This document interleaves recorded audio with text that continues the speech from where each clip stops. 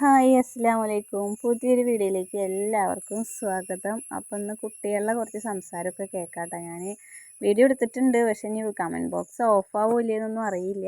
എന്തായാലും അവരെ സംസാരമൊക്കെ ഒന്ന് കേൾക്കാം. അതിന് ഹെഡിങ് ഒന്നുമില്ലേ? അപ്പോൾ നല്ലൊരു പ്രസംഗമൊക്കെ എടുത്തിട്ടുണ്ട്. നമ്മുടെ ഇഷമോൾ ഇരിക്കണണ്ട.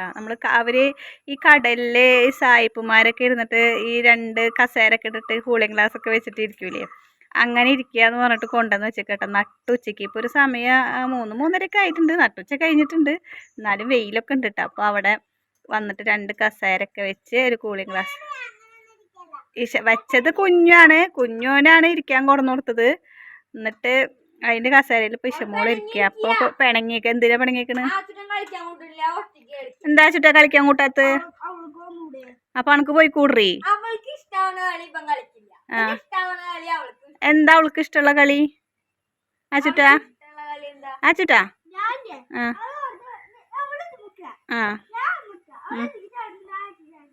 അതെന്ത് കളിയാ? കസരയുടെ മോന്ന് വീഴാനാ? ഇന്നലെ മിഞ്ഞാന്നൊന്നും സ്കൂളിൽ പോയിട്ടില്ല കേട്ടോ. അവളുടെ മൂത്ത ആങ്ങളെ ഒന്ന് തവളച്ചാട്ടം പഠിപ്പിച്ചതാണ്. കാലിൻ്റെ മസിലൊക്കെ കയറി പിടിച്ചിട്ട് എനങ്ങാൻ വയ്യാണ്ട് ഇരിക്കായിരുന്നു. കാല് വേദനിച്ചിട്ട് സ്റ്റെപ്പ് പോലും കയറാൻ പറ്റിയായിരുന്നില്ല, മൂത്രം ഒഴിക്കാൻ ഇരിക്കാൻ പറ്റിയായിരുന്നില്ല. അങ്ങനത്തെ ഒരു അവസ്ഥയിലായിരുന്നു. അപ്പോൾ 2 ദിവസം സ്കൂളിൽ പോയിട്ടില്ല. ആച്ചൂട്ടനും തവളച്ചാട്ടം ചാടിച്ചപ്പോൾ ആച്ചൂട്ടന് പനിയും പിടിച്ചു. ശരീരം ഇളകിയിട്ട് പനി മാത്രം കേട്ടോ, വേറൊരു പ്രശ്നമില്ല. ജലദോഷമോ അങ്ങനെയൊന്നുമില്ല. കണ്ട കണ്ണിങ്ങാണ്ട ഇലയൊക്കെ പൊട്ടിച്ചിട്ട് വരുന്നുണ്ട്. ഇനി ഇവിടെയൊക്കെ ഞാൻ അടിച്ചു വാരിയതാ. എവിടേക്ക് കളഞ്ഞോളാ? ആ കല്ലൊക്കെ കൊടന്നിട്ടേക്കണ നോക്കിയേ. ഇതെന്തിനാ ഈ കല്ലിവിടെ കൊടന്നിട്ടേക്കണ്? മര്യാദക്ക് ആ ചൂലൊക്കെ എടുത്തിട്ട് അപ്പുറത്ത് കൊണ്ടുവച്ചോ. ഇലക്ക ഇന്നെ സഹായിക്കണ്ട, എനിക്കറിയാം അവിടെ കൊടന്നിടാൻ.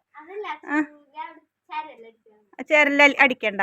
ആ ചുട്ടാ ആ ഇലക്ക അവിടെ നിന്ന് പറക്കി കളഞ്ഞോട്ടെ, കളി കഴിഞ്ഞാ. പക്ഷെ മോള് കിടക്കണ നോക്കിയേ. അമ്പോ കണ്ണടൊക്കെ വെച്ചിട്ട് ഇതാരത് കിടക്കണ കിടപ്പ് കണ്ടാ പെറ്റ തള്ള സഹിക്കില്ല. അപ്പതാ കുഞ്ഞുവിന്റെ ഒരു സൈക്കിൾ ഉണ്ട്. എന്ത് പുതിയ സൈക്കിൾ മേടിച്ചു കൊടുത്താലും എന്നതും റിപ്പയർ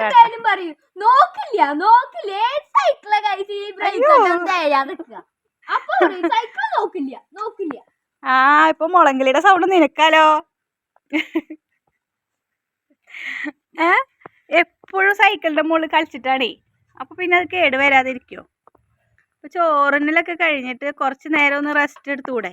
ഇവർക്ക് കെടുക്കാന്ന് പറഞ്ഞു കഴിഞ്ഞാൽ കെടുക്കുന്നില്ല കേട്ടാ. എന്നിട്ട് ഈ സൈക്കിളിന്റെ മുകളിൽ റിപ്പയർ ചെയ്യുക, അവറ്റേനിട്ടിട്ട് ഭീഷണിപ്പെടുത്തുക. അവളുടെ അടുത്ത് പുറത്തേക്ക് എടുത്തേക്കാൻ പറഞ്ഞു. അപ്പൊ അവൾ എടുത്തേച്ചു. എന്നിട്ട് ഞാൻ പറഞ്ഞു അപ്പൊ അതെടുത്തേക്കാം, ഉള്ളിക്ക് എടുത്തേക്കാൻ പറഞ്ഞു. അപ്പൊ അവൾക്ക് പറ്റില്ല എന്ന് പറഞ്ഞു. അപ്പൊ ഉമ്മച്ചി എന്റെ അടുത്ത് പറഞ്ഞു, ഞാനാ മൂത്തത്, ഞാൻ പറയുന്നത് കേൾക്കണം, ആ കസാര എടുത്തേക്കണമെന്ന് എന്റെ അടുത്ത് പറഞ്ഞു. അപ്പൊ ഞാൻ ആച്ചിട്ടന്റെ അടുത്ത് പറഞ്ഞു, ആച്ചിട്ട ആ കസാര എടുത്തേക്ക്, ഞാനാ മൂത്തതെന്ന്. ആച്ചിട്ട് ഇഷമോളുടെ അടുത്ത് പറഞ്ഞത്. ഇഷമോള് മൂഞ്ചി. ഇഷമോള് താഴെ ആളില്ലാത്ത കാരണം ഇഷമോള് ആകെ പ്രാന്ത് വന്നിട്ട് കിടക്കട്ടപ്പോ. ഞാനിപ്പോ ഈ കിടക്കുന്നത്. ഇപ്പൊ ഒരു നായ ഓടി വന്നു കഴിഞ്ഞാൽ ഒക്കെ ചോടുന്നു കാണാം. ആച്ചിട്ട് കത്തി ഇനി അവിടെ ഇട്ടിട്ട് പോവണ്ടാട്ടാ, ഏത് കത്തിയാണെങ്കിലും. അപ്പൊ അങ്ങനെയൊക്കെയാണ് വിശേഷം. ഇനിയൊരു 4 മണി പലഹാരം ഉണ്ടാക്കണം. എന്തുണ്ടാക്കണം കുഞ്ഞോ? പാസ്ത ആദ്യമായിട്ടല്ലേ കഴിക്കാൻ പോണ്?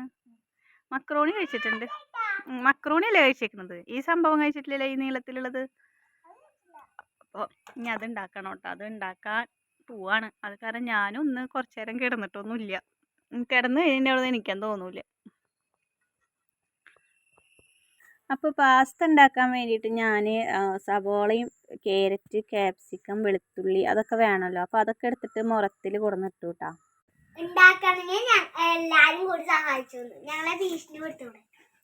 അപ്പോൾ അവളുടെ നാവ് കേട്ടില്ലേ, ഞാൻ പറഞ്ഞേ ഇവരെ എന്ത് ചെയ്യാ, ഞാൻ ഇതൊക്കെ ഉണ്ടാക്കുമ്പോൾ ഇവർ സുഖമായിട്ടിരുന്ന് കളിക്കട്ടെ. അപ്പോൾ ഞാൻ പറഞ്ഞേ ഞാൻ കുറച്ച് നേരം പോയി കിടക്കാൻ പോവുകയാണ്, നിങ്ങൾ ഇരുന്ന് കളിക്കുകയല്ലേ, എനിക്കും കുറച്ച് നേരം റെസ്റ്റ് ചെയ്യണം, അല്ലെങ്കിൽ എന്നെ സഹായിക്കാൻ വേണ്ടിയിട്ട് അടുക്കളയിലേക്ക് വന്നു, അല്ലെങ്കിൽ ഞാൻ ഉണ്ടാക്കി തരില്ല എന്ന് പറഞ്ഞു.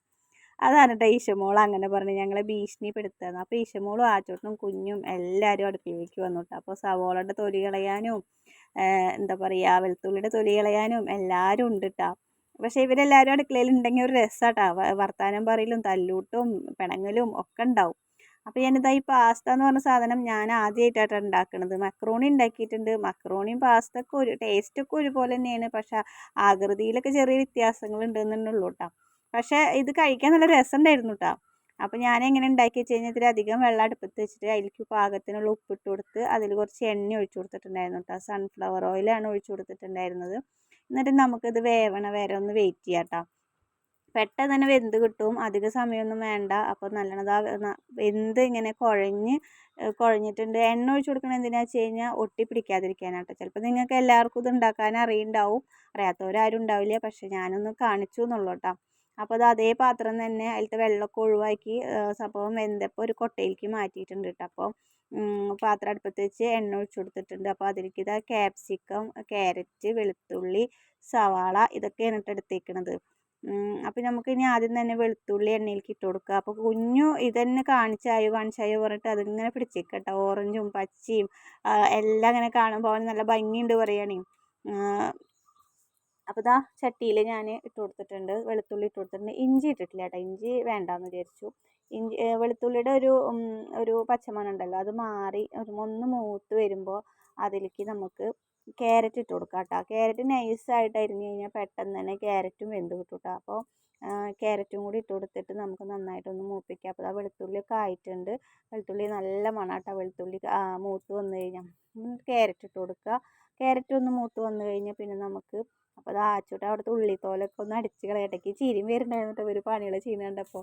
അപ്പോൾ ഇവർക്ക് ഇത് ഉണ്ടാക്കി കൊടുക്കുന്നതിൻ്റെ ഇൻട്രസ്റ്റിലാണ് അവരെല്ലാതും വന്ന് ചെയ്യണത് കേട്ടോ. പിന്നെ എനിക്ക് ആച്ചോട്ടൻ പാത്രമൊക്കെ കഴുകുന്നു. അപ്പോൾ ഞാൻ ആച്ചോട്ടോട്ട് ഒരു പാത്രം കഴുകണ്ട, ഞാൻ കഴുകിക്കോളാം എന്നൊക്കെ പറഞ്ഞു കേട്ടോ. എന്താ വെച്ച് കഴിഞ്ഞാൽ അവിടെയൊക്കെ വെള്ളം കളയുള്ളൂ, പിന്നെ ക്യാരറ്റ് പണിയാവും. അപ്പോൾ ഇതാ ക്യാരറ്റൊക്കെ വെന്ത് കഴിഞ്ഞപ്പോൾ അതിലേക്ക് ഞാൻ സവാള ഇട്ട് കൊടുത്തിട്ടുണ്ടായിരുന്നു. സവാള നന്നായിട്ട് ബ്രൗൺ കളർ ആവുമൊന്നും വേണ്ട കേട്ടോ, ഒന്ന് കുഴഞ്ഞ് വന്നാൽ മതി. അപ്പോൾ നമുക്ക് അതിലേക്ക് തക്കാളി പേസ്റ്റ് ഇട്ടോ, തക്കാളി ഒന്ന് മിക്സിയുടെ ജാറിൽ അടിച്ചിട്ട് അതും കൂടി ചേർത്ത് കൊടുക്കാം കേട്ടോ. അപ്പോൾ ചേർക്കണത് കണ്ടിട്ടുണ്ടാവില്ല കേട്ടോ. അപ്പോൾ ക്യാമറ ഓഫായിരുന്നു കേട്ടോ. അപ്പോൾ നമ്മളിത് തക്കാളി അരച്ച് 2-3 തക്കാളി ആയിരുന്നു, ചെറിയൊരു 3 തക്കാളി ആയിരുന്നു. അതും കൂടി അരച്ച് കൊടുത്തതിന് ശേഷം അതിലിട്ട് അതിൻ്റെ ഒരു മണം പോയതിന് ശേഷം ക്യാപ്സിക്കം ഇട്ട് കൊടുത്തിട്ടുണ്ട്.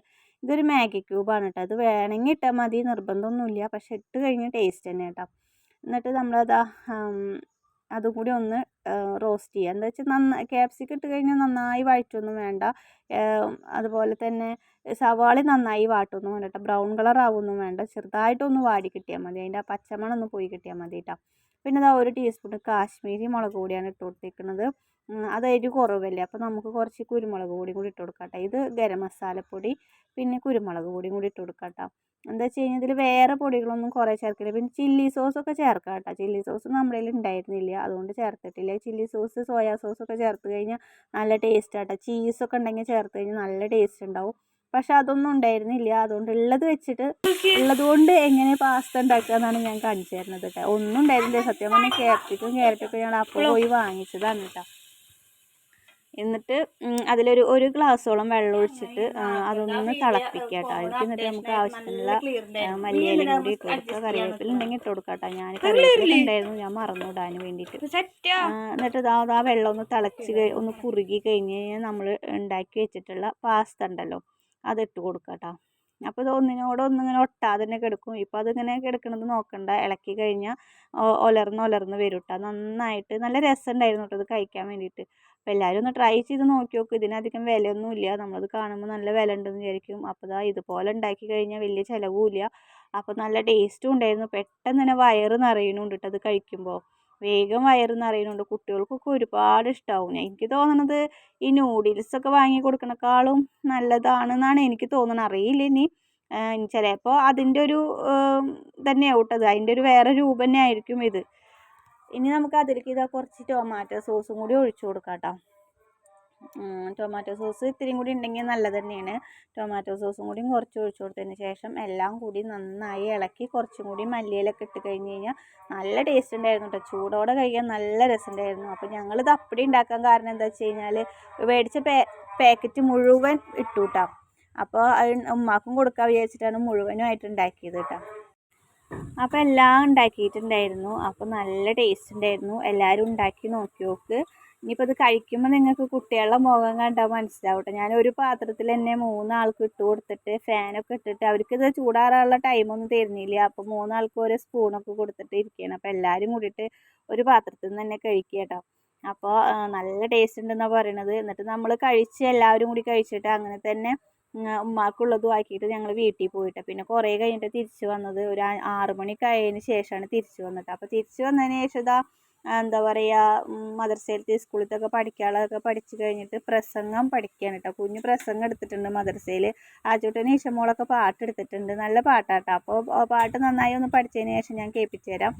പിന്നെ അതൊക്കെ കഴിഞ്ഞതിന് ശേഷം ഞാൻ കുറച്ച് മൈലാഞ്ചി ഉണ്ടാക്കാമെന്ന് വിചാരിച്ചിട്ട് ഞാൻ പോയതാട്ടോ. അപ്പോൾ മൈലാഞ്ചി ഉണ്ടാക്കണ ഫുൾ വീഡിയോ ഒന്നും ഇല്ല, എല്ലാവർക്കും അറിയാമല്ലോ. അത് കാരണം ഞാൻ ഫുള്ളായിട്ട് വീഡിയോ ഒന്നും എടുത്തില്ല കേട്ടോ. ഞാൻ ചായയും പഞ്ചസാരയും കുറച്ച് ശർക്കര ഇട്ടിട്ടാണ് ഉണ്ടാക്കാറ്.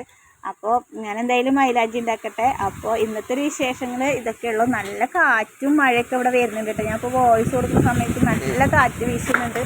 പേടിയാവുമ്പോൾ കാറ്റൊക്കെ വീശുമ്പോൾ.